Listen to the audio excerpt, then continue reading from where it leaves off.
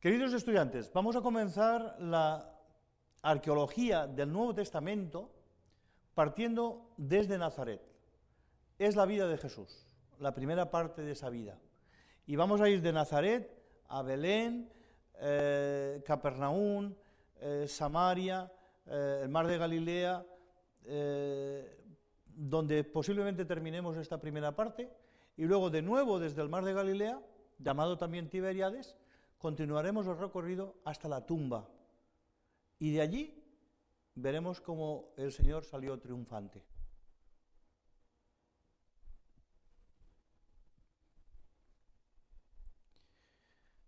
Señala en la carretera que nos indica que nos acercamos a Nazaret.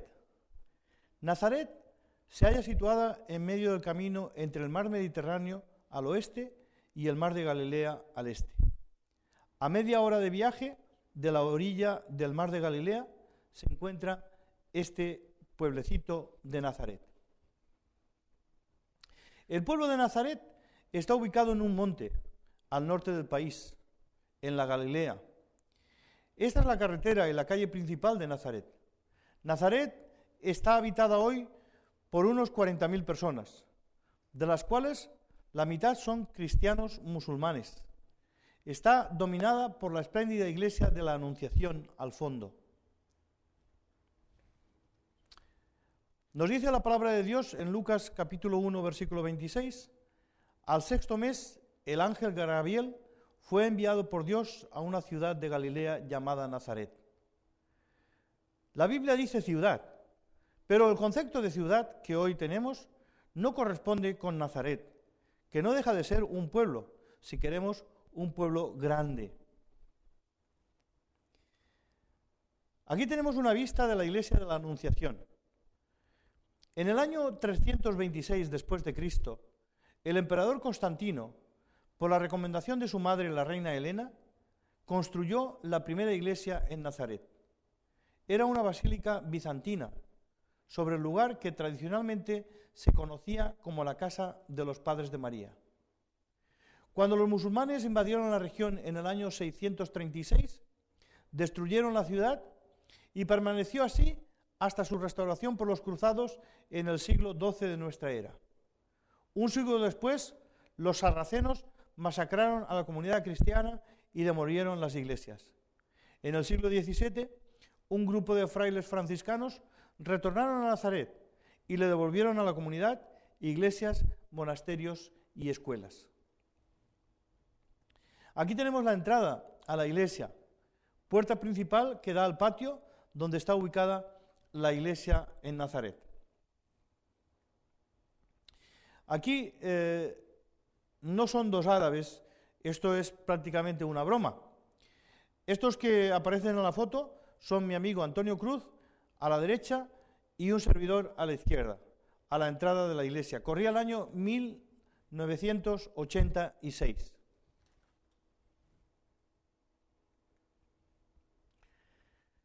Esta magnífica fachada de la iglesia fue completada en 1966. Es uno de los más relevantes templos de la fe cristiana. Destruida sobre las ruinas, o construida, mejor dicho, sobre las ruinas de las iglesias bizantina y cruzada, y restaurada en los últimos años, marca el tradicional sitio de la Anunciación. Su imponente estructura, coronada y ornamentada en forma de pirámide y recubierta de cobre, tiene dos pisos. El piso inferior, con la gruta de la Anunciación, flanqueada por dos columnas de granito, y el piso superior sirve como iglesia parroquial para los servicios religiosos públicos. Ya estamos en el interior de la iglesia, en el piso inferior, donde podemos ver al fondo y detrás de los tres hombres que están en la fotografía, donde se encuentra la gruta de la Anunciación. En esta gruta, según la tradición, se encontraba María cuando recibió la buena noticia. Entonces el ángel le dijo: María, no temas, porque has hallado gracia delante de Dios. Y ahora concebirás en tu vientre y darás a luz un hijo, y llamarás su nombre Jesús. Lucas capítulo 1, versos 30 y 31. Así se encontraba la gruta cuando fue descubierta. Ahora, como habéis visto, tiene delante un altar construido por los católicos. Esto era una habitación en la casa de los padres de María. Aquí ella recibió la visita del ángel. Entonces María dijo: «He aquí la sierva del Señor, hágase conmigo conforme a tu palabra». Y el ángel se fue de su presencia. Lucas 1, 38.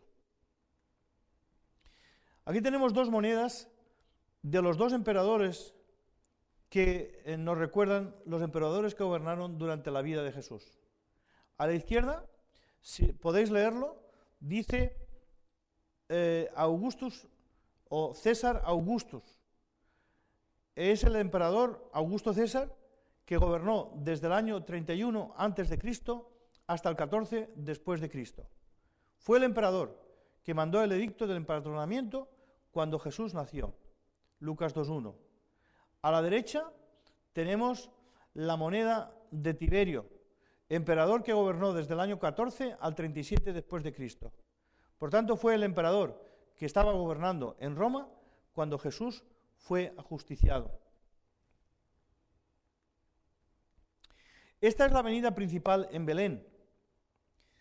Dice el profeta Miqueas, capítulo 5, versículo 2: «Pero tú, Belén Efrata, pequeña para estar entre las familias de Judá, de ti saldrá el que será Señor en Israel». Y Lucas nos relata el hecho cuando ocurrió el cumplimiento de la profecía de Miqueas. «Y José subió de Galilea, de la ciudad de Nazaret, a Judea, a la ciudad de David, que se llama Belén, por cuanto era de la casa y familia de David. Y aconteció que estando ellos allí, se cumplieron los días de su alumbramiento, y dio a luz su hijo primogénito, y lo envolvió en pañales, y lo acostó en un pesebre, porque no había lugar para ellos en el mesón». Lucas 2, del 4 al 7. Si nos acercamos al edificio de la iglesia de la Natividad, podemos ver la puerta principal de acceso a la iglesia. Fijaros bien, porque es una pequeña obertura en la pared. Está construida con propósito. Uno debe agacharse en señal de humildad. Si vosotros os fijáis, la entrada es más bajita que un hombre normal. Allí hay dos hombres a la entrada y tienen que agacharse para poder entrar. Se cuenta que una cueva existía debajo de la iglesia. Es el lugar que tradicionalmente se presupone donde tuvo lugar el nacimiento de Jesús. Así que cuando en el siglo III la madre del emperador Constantino visitó Belén, le dijeron que este era el lugar donde había nacido Jesús. Ante esto, Constantino mandó construir la iglesia. Es interesante que a pesar de los cambios ocurridos durante los más de 1600 años transcurridos, siempre ha existido una iglesia en este lugar. Nos dice la Escritura que había pastores en la misma región que velaban y guardaban las vigilias de la noche sobre su rebaño. Y he aquí se presentó un ángel del Señor, y la gloria del Señor los rodeó con resplandor. Lucas 2, versículos 8 y 9. En esta gruta, en la roca, que ahora ha sido recubierta con ladrillos, se encontraban los pastores que recibieron la buena nueva. Después de aproximadamente 2 años y medio, José y María y el niño volvieron a Nazaret. Y nos dice la palabra de Dios en Mateo 2:23, «Y vino y habitó en la ciudad que se llama Nazaret, para que se cumpliese lo que fue dicho por los profetas, que habría de ser llamado Nazareno». Fijaros bien que Nazareno es uno que es natural de Nazaret. No que Jesús tuviese el voto nazareo, que es distinto, sino que él era de Nazaret, por eso se le llamaba Nazareno. A todos los de Nazaret así se les llama. En Nazaret, una de las cosas que me sorprendió es encontrar una iglesia de Cristo. Una iglesia de Cristo de lengua árabe. Y me introduje y pude visitar con el predicador. Esto era el año 1986. Así que tenemos varias iglesias de Cristo en Israel. Una de ellas se encuentra en Nazaret. Hay otra también en la Galilea y otra en Jerusalén. Aquí tenemos un dato muy interesante. Dice Lucas 2, 41 y 42 que iban sus padres todos los años a Jerusalén en la fiesta de la Pascua. Y cuando tuvo 12 años, subieron a Jerusalén conforme a la costumbre de la fiesta. Fijaros bien que los 12 años marcaban el punto entre la niñez y la adolescencia. Hoy los judíos siguen celebrando la costumbre de la fiesta, que los niños de 12 años pueden leer la Torá, la ley. Aquí vemos un niño que ha cumplido los 12 años. Está cargado a hombros por un familiar. Este es el niño que lo llevan en brazos. Ahora lo van a descargar y el niño va a leer la Torá. ¿Por qué? Porque empieza desde ese momento, ahí tenemos al niño con la kepá delante de la Torá, en señal de reverencia, y a partir de ahora se le considerará hombre y responsable de sus actos. El letrero nos indica la señal Banias, es el pueblecito a la falda del monte Hermón, donde se encuentra el nacimiento del río Jordán. Hacia allí nos dirigimos. En la distancia se ve el monte Hermón. Casi todo el año está cubierto por la nieve. Si lo veis al fondo, las montañas blancas. Esta foto fue tomada en enero del año 2003. Podemos comprobar que esas nieves del monte Hermón son las que se filtran y producen el nacimiento del río. Aún así, también hay aguas subterráneas. Estamos en las faldas del monte Hermón.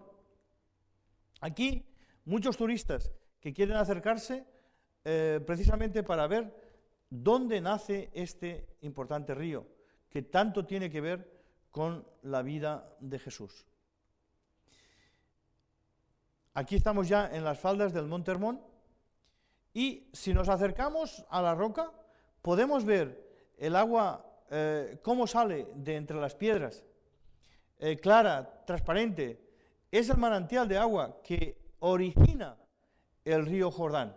Naturalmente, el Jordán tiene varios afluentes, otros ríos pequeñitos que se unen al Jordán y le van dando cada vez más capacidad de agua. Aquí, precisamente, nos encontramos en los primeros metros de recorridos por las aguas del Jordán. Las aguas se ven transparentes y limpias y frescas. En este lugar todavía se pueden beber directamente de la acequia. El monte Hermón queda a mis espaldas. Pero el río empieza a coger velocidad, tomando fuerza hacia el pequeño lago Ule. El Jordán río abajo va cogiendo ímpetu y el agua, y a los pocos kilómetros ya está formando una cascada. El río coge su mayor fuerza y entonces entramos en el territorio de Dan. Ya falta poco para llegar al lago Ule, una de las pocas cascadas que el Jordán tiene a los pocos kilómetros de su nacimiento. Pero aquí nos encontramos en el lugar clásico, en el lugar donde se realizan muchos bautismos a las personas que quieren bautizarse en el río Jordán. Según dice la tradición, aquí tuvo lugar el bautismo de Jesús, aunque yo creo personalmente que fue mucho más al sur. Dice la palabra de Dios, y Juan estaba vestido de pelo de camello, y tenía un cinto de cuero alrededor de sus lomos, y su comida era de langostas y miel silvestre. Y salía a él Jerusalén, y toda Judea, y toda la provincia de alrededor del Jordán, y eran bautizados por él en el Jordán, confesando sus pecados. Mateo 3, 4 y 6. Aconteció que cuando todo el pueblo se bautizaba, nos dice Lucas 3:21, también Jesús fue bautizado. Así que este es el lugar tradicional de los bautismos. Y hay mucha gente que visita Israel del campo protestante y aquí se rebautizan o se bautizan. El río sigue su curso y llegamos al lago Ule. Y aquí ya vemos las aguas heladas y tranquilas del río Dan, uno de los 3 afluentes del Jordán. Nos encontramos dentro del territorio de Dan. A la derecha podemos observar algunas plantas de papiro. De esta planta se hacía el papel para los manuscritos. Esta zona del lago Ule ha sido convertida en reserva natural, tanto de aves como de plantas. La reserva natural es especialmente rica en flores silvestres y robles gigantes. Este valle fue una vez un desolado pantano. Posteriormente ha sido convertido en una fértil tierra de cultivo. Aquí, naranjas, limones y plátanos se dan en estas tierras, y gran parte del valle ha sido declarado reserva natural. Por eso, en este lugar, me encontré con dos soldados, mujer y hombre, del ejército israelí. Ellos vigilan constantemente esta zona, porque para ellos es de vital importancia. Es importante hacer resaltar que tanto los hombres como las mujeres están obligados a hacer el servicio militar. Los hombres 3 años y las mujeres 2, pero aún así quedan en la reserva y hasta los 35 años no se liberan completamente de esta obligación, que tienen que cada año dedicar unos meses al ejército. Naturalmente Israel tiene muchos enemigos y tiene que estar constantemente preparándose para que no tengan ningún disgusto. Sobre todo en esta zona del norte, porque la única fuente de agua potable viene del Jordán. Si el Líbano cierra el Jordán o envenena las aguas, no podrían beber. No hay otro recurso hidráulico para poder beber. Aquí podemos ver el mapa donde podemos ver la orografía del terreno. Primero, el nacimiento al norte del Jordán. Va bajando el pequeño círculo o semicírculo azul, es el lago Ule. Del lago Ule sale el agua al sur y va hacia el sur y forma el mar de Galilea. Después del sur del mar de Galilea, que es un lago muy grande, sigue saliendo el agua. Todo eso es agua dulce y va bajando, bajando, bajando hasta la última parte, que es el mar muerto. Cuando el agua dulce entra en el mar muerto, se convierte en agua salada, porque el mar muerto, como veremos más adelante, tiene el 56% de salinidad. Aquí nos encontramos en el desierto de Judea. Aquí está el monte de la tentación. Dice la palabra de Dios: Jesús, lleno del Espíritu Santo, volvió del Jordán y fue llevado por el Espíritu al desierto por 40 días y era tentado por el diablo. Y le llevó el diablo a un monte alto y le mostró en un momento todos los reinos de la tierra. Este es el monte que tradicionalmente se le relaciona con las tentaciones de Jesús. Aquí tenemos el letrero. Está en hebreo, está en inglés, y dice que nos acercamos a Capernaum. Aquí estamos a la entrada de lo que fue la ciudad de Capernaum. Dice el Evangelio de Lucas en el capítulo 4, versículo 31, descendió Jesús a Capernaum, ciudad de Galilea, y les enseñaba en los días de reposo. Esta es una de las calles principales en Capernaum. Fijaros los mosaicos que han podido sacar adelante la arqueología. Pero lo interesante es lo que encontramos dentro de esta ciudad. Todavía se está excavando en la ciudad y están apareciendo cosas que nos sorprenden. Durante el gran parte del ministerio de Jesús, su morada fue la ciudad de Capernaum. Ahora, monjes franciscanos comenzaron a realizar excavaciones en el año 1894, descubriendo no solo la antigua Capernaum, sino las ruinas de la sinagoga. Podemos ver aquí estas calles pavimentadas. No olvidemos que los romanos estuvieron aquí mucho tiempo antes y ellos acostumbraban a pavimentar las calles. Al fondo, a la derecha, tenemos la sinagoga de Capernaum. Nos dice la palabra de Dios en Lucas 4:32 que se admiraban de su doctrina porque su palabra era con autoridad. Jesús estuvo muchas veces en esta sinagoga, estuvo enseñando y la gente se admiraba de su doctrina. Nos dice la palabra de Dios, estamos dentro ya de la sinagoga, que entrando en la sinagoga enseñaba y estaba en la sinagoga un hombre que tenía un espíritu de demonio inmundo. Marcos 1:21 y Lucas 4:33. Tanto Marcos como Lucas nos relatan que Jesús entró en la sinagoga de Capernaum. Posiblemente el Señor caminó por estos baldosines, por este asfalto, por estas piedras que ahora los turistas también están caminando.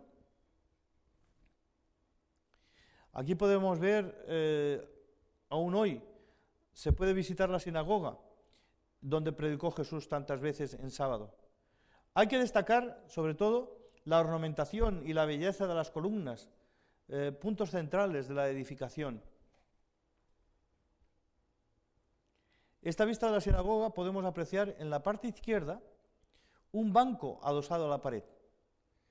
Alrededor de ese banco adosado a la pared se sentaban las personas. Podemos ver aquí, alrededor del perímetro del edificio, tiene este banco adosado, donde con toda seguridad se sentaba la congregación. Ahora, podemos ver esto. Aquí se nos dice que estamos ante la casa de Pedro. Nos dice la Escritura que entonces Jesús se levantó y salió de la sinagoga y entró en casa de Simón. La suegra de Simón tenía una gran fiebre y le rogaron por ella. Lucas 4:38. Ruinas que según la tradición pertenecen a la casa de Pedro. La secuencia del texto así lo confirma, ya que se encuentra a la salida de la sinagoga. Ahora, fijaros bien, porque esta foto fue tomada en 1986. Si vemos al fondo, está el mar de Galilea. No se ve muy bien, pero detrás de esos árboles comienza el mar de Galilea. Y estas ruinas están justo a la salida de la sinagoga. Por eso, si vemos la secuencia, Jesús se levantó y salió de la sinagoga y entró en la casa de Pedro. Es decir, esa secuencia nos narra de que justo al lado de la sinagoga se encontraba la casa de Pedro. Ahora bien, en el año 2003 yo tomé esta foto y lo que vemos aquí son las ruinas, pero algo nos impide ver lo que hay detrás. ¿Y qué encontramos aquí? ¿Qué es lo que está pasando?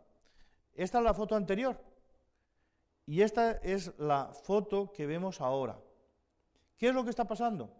Bien, los monjes franciscanos, que toda esta parte ellos la estaban explorando, han construido una iglesia moderna sobre las ruinas, pero sin tocar las ruinas de lo que fue la casa de Pedro. Es decir, que debajo de la iglesia están las ruinas de la casa de Pedro y encima está este local. Se sube por la parte derecha y cuando uno llega adentro hay un cristal transparente que uno está en el servicio religioso y puede mirar al suelo, sentado en su silla, mirando al suelo, puede ver la casa de Pedro debajo, porque el cristal es transparente y se puede ver las ruinas de lo que era la casa de Pedro. Una de las cosas interesantes en Capernaum, dentro de lo que es los monumentos de roca, es este grabado de una palmera. Recordemos que la palmera era el símbolo del hombre honesto, que se nos dice en el Salmo 92. Dice, el justo florecerá como la palmera. Salmo 92, 12. Esta palmera grabada en la roca se encuentra en la ciudad de Capernaum. Y una de las cosas que está llevando de cabeza a los arqueólogos es lo que vamos a ver a continuación. Si os fijáis, es una carreta grabada en la piedra. Esta carreta grabada en la piedra es motivo de discusión sobre su significado hasta el día de hoy.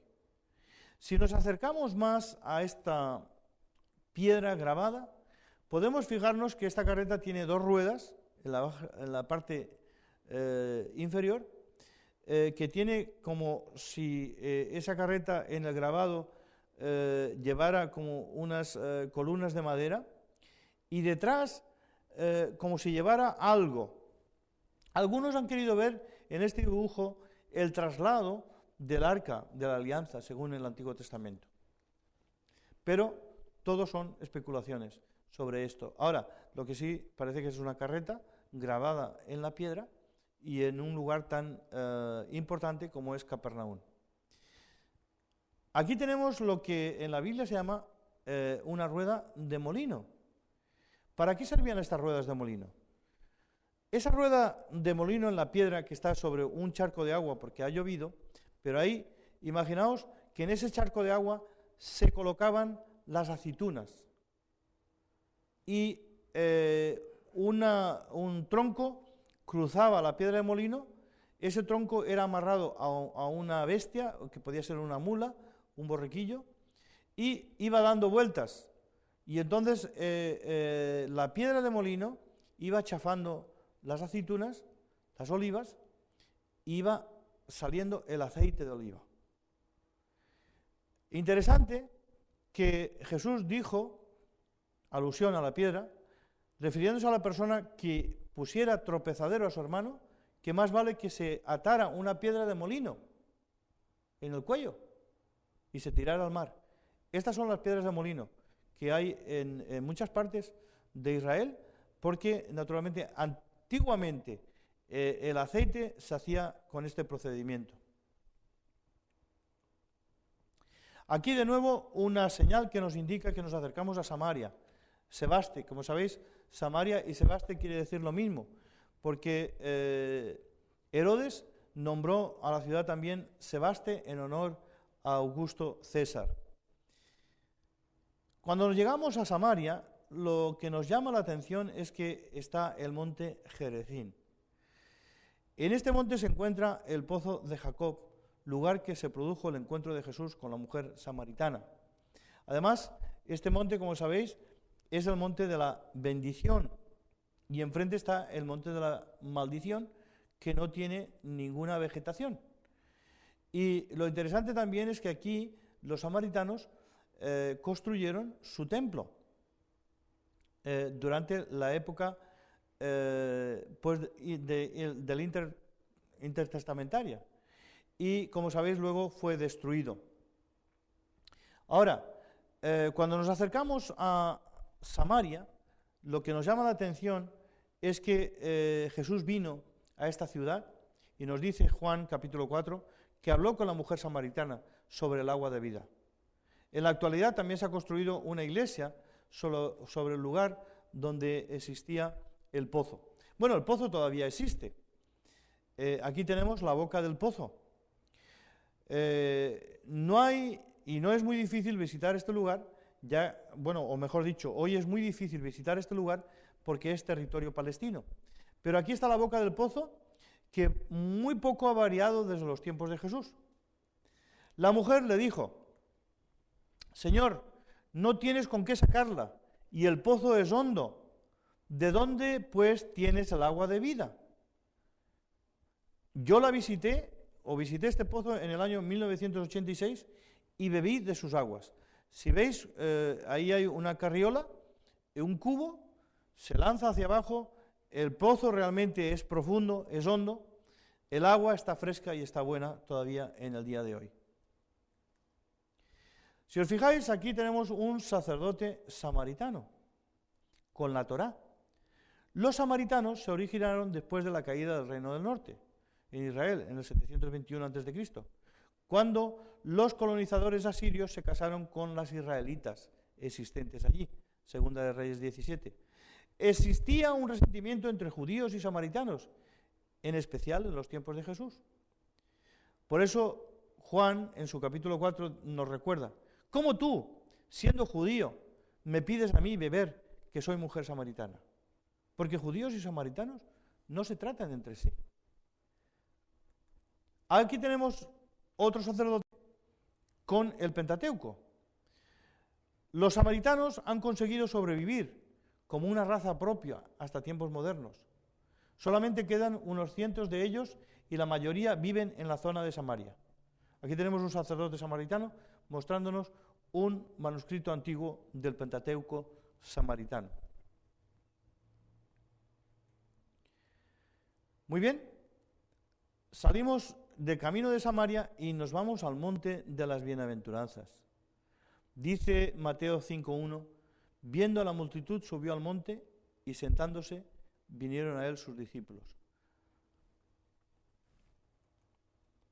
Desde el monte tenemos una vista preciosa del mar de Galilea.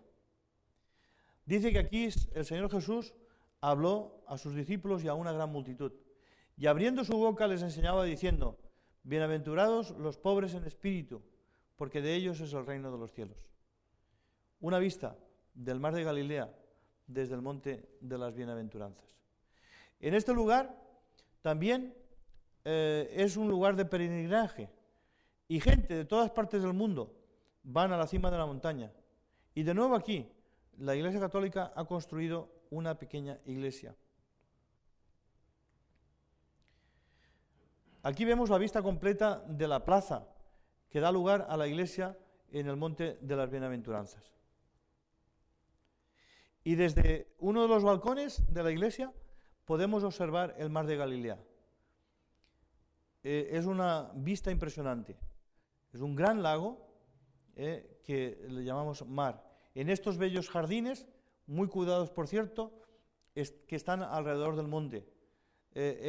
Los monjes de este lugar han hecho un trabajo excelente al cuidarlo, al prepararlo, al tenerlo todo perfecto para que los miles y miles de turistas no estropeen el lugar, al contrario, lo puedan mantener siempre.